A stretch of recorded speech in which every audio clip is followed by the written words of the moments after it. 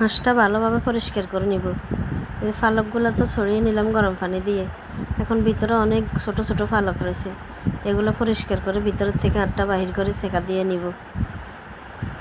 এই যে এখন একটু সেকা দিয়ে নিব ভিতরেরগুলো যাতে পোড়া যায়। এরপর আবার ভালোভাবে পরিষ্কার করব। এই পরিষ্কারও করে নিলাম ভালোভাবে। এখন কেটে নিব, কেটে রান্না বসিয়ে দেব। কাঁঠালের বিচি দিয়ে আলু দিয়ে হাঁস রান্না করব। এই যে এখানে কাঁঠালের বিচিগুলোও কেটে নিলাম, কেটে কিছুক্ষণ ভিজিয়ে রাখবো। পেঁয়াজ কেটে নিলাম, সাথে পেঁপে দিয়ে ডাল দিয়ে রান্না করব। এই যে হাঁসটাও ধুয়ে ভালোভাবে পরিষ্কার করে নিয়ে আসলাম, এখন রান্না বসিয়ে দিব। আসসালামু আলাইকুম, সবাই কেমন আছেন? আলহামদুলিল্লাহ আমরা ভালো আছি। আজকে আবার নতুন একটা ভিডিও নিয়ে আসলাম। এই যে সব মশলা দিয়ে দিলাম হাঁসে, এখন চুলায় বসিয়ে দিব।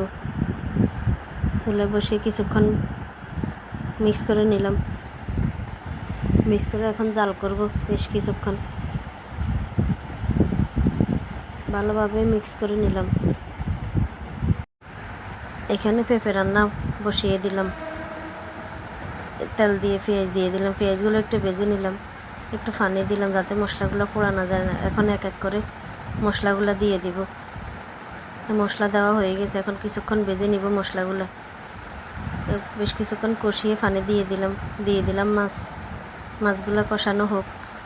এখানে হাঁসও বেশ কিছুক্ষণ কষিয়ে নিলাম। হাঁস কষানো হয়ে এসেছে, এদিকে মাছও বলক এসে গেছে। মাছগুলো একটু মিক্স করে নিলাম ভালোভাবে, উল্টিয়ে পাল্টিয়ে কষিয়ে নিব। মাছ কষানো হয়ে গেছে, পেঁপেগুলো দিয়ে দিলাম মশারির ডাল। এভাবে ডাল দিয়ে রান্না করলে পেঁপে খেতে অনেক মজা লাগে। হাঁসও কষানো হয়ে গেছে, পেঁয়াজ সিদ্ধ হয়ে গেছে। এখন অল্প করে একটু পানি দিব, পানি দিয়ে আবার একটু জাল করব বেশ কিছুক্ষণ। পেঁপেও কষানো হয়ে এসেছে, আর একটু কষাবো। এই যে ডাল ফুটে গেছে, এদিকে হাঁসও বলক এসে গেছে অনেক সুন্দরভাবে। এখন কাঁঠালের বিচি আর আলু একসাথে দিয়ে দিব। এই যে এগুলো তো আগে কেটে ধুয়ে নিয়েছিলাম, দিয়ে দিলাম। এগুলো দিয়ে এখন বেশ কিছুক্ষণ জাল করব, শুকিয়ে নিব।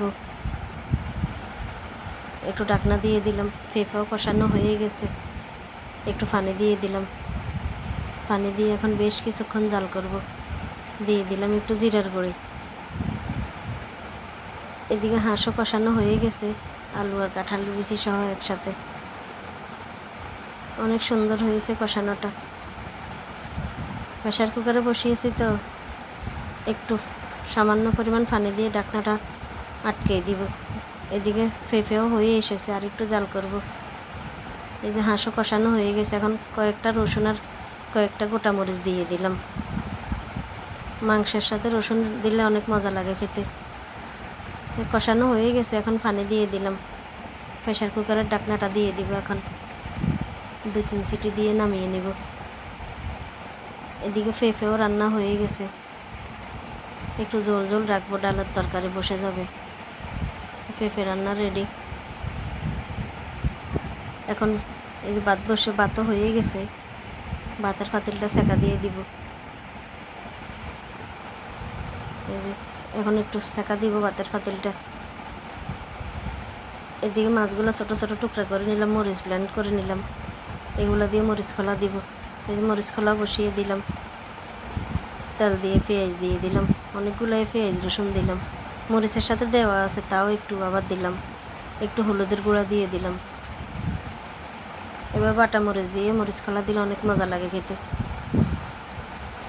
আমার কাছে তো মজা লাগে, কার কাছে কেমন লাগে তা তো আর জানি না। আমরা তো এরকম করে মরিচ খোলা দিয়েই খাই বেশি। একটু জাল জাল করে মরিচ খোলা দিলে অনেক মজা লাগে। আমি তো একটু জাল খেতে পছন্দ করি। এদিকে হাঁস রান্নাও হয়ে গেছে। এই যে প্রেসার কুকারের সিটিটা উঠিয়ে নিলাম যাতে ভাপ বের হয়ে যায়। এই যে হাঁস রান্না রেডি। অনেক সুন্দর হয়েছে হাঁসের কালারটাও। কাঁঠালের বিচি, আলু, হাঁস একসাথে। এই যে ঝোলটা আঠালো আঠালো হয়ে গেছে, অনেক সুন্দর হয়েছে রান্নাটা। এদিকে মরিচ খোলা কষানো হয়ে গেছে, মাছ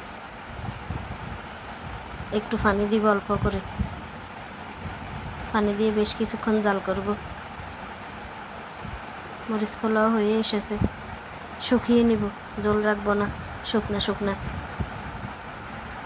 এই যে মরিচ খোলা হয়ে গেছে, এখন নামিয়ে নিব। রান্না বান্না রেডি, কাজকর্ম কমপ্লিট।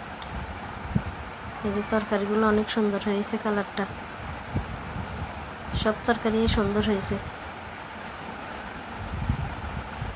এই যে কাজকর্ম কমপ্লিট, এখন দুপুরের খাওয়া দাওয়া করব, খাওয়া দাওয়া করে নেব সবাই মিলে। এই যে খাওয়া দাওয়া করে নিলাম। আজকে পর্যন্তই, সবাই ভালো থাকবেন, সুস্থ থাকবেন। যে যেখান থেকে দেখেন ভিডিওটা, ভালো লাগলে লাইক কমেন্ট করবেন। আল্লাহ হাফেজ, সবাইকে অনেক ধন্যবাদ।